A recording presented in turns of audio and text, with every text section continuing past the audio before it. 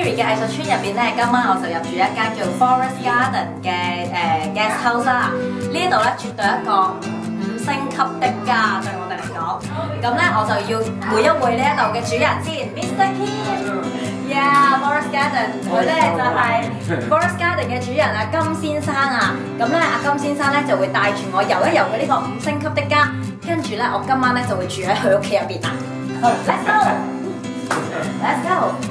我覺得最犀利嘅就係金先生嘅太太咧，其實係一個畫家，而金先生咧佢自己咧係一個家私嘅設計師嚟嘅，好多個家具咧屋入邊咧都係由佢去做嘅。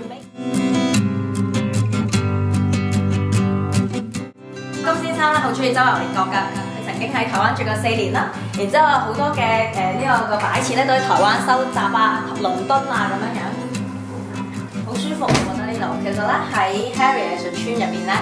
好寧靜嘅，咁啊金生咧間屋啊咁大啦，咁佢本身平時咧就係招待藝術家嘅，咁但係普通嘅朋友咧其實都可以聯絡佢嘅喎，因為咧呢間係一間好 friendly 嘅 guest house 嚟嘅，咁咧呢間咧就其中一間嘅叫做 Forest Breeze 嘅房嚟㗎，咁啊有個雙人床啦，我哋出面有個小露台咁樣樣，我哋咧啱啱嚟到佢呢一個 4th floor 係第4層咧。其實就係一個主客廳嚟嘅，哇好犀利啊！我覺得又有一個嘅火爐啦嚇，咁啊金先生咧有好多佢嘅自製嘅木嘅家私啦，咁啊好多嘅 CD 啊書啊，嚟到呢個最頂呢層咧係一個 open kitchen 嘅位嚟嘅，咁啊會有一個廚房啦，有張飯台啦，咁平時咧阿金先生佢哋一家人咧就喺呢度食飯㗎啦，咁你望出去見到外面嘅景咧，哇好開揚，好舒服啦，有森林啦，所以咧呢度亦都有一個中文嘅稱呼叫院中的森林。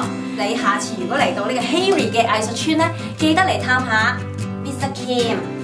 多謝你啊，감사합니다。謝謝。不客氣。